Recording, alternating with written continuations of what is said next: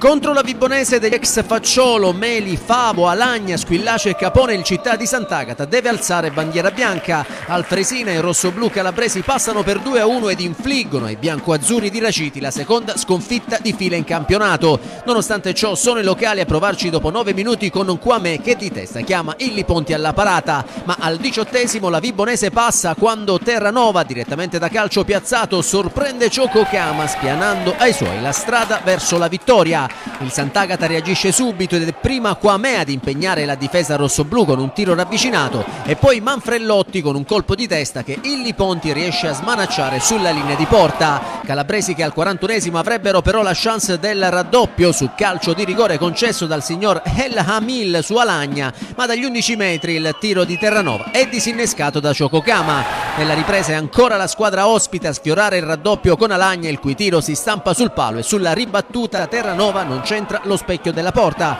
Così dal possibile 2-0 per la Vibonese al minuto 65 il Sant'Agata rimette tutto in parità grazie a Nunziante che fa secco Illy Ponti con un preciso tiro dal limite dell'area che si insacca alle spalle del portiere rossoblù.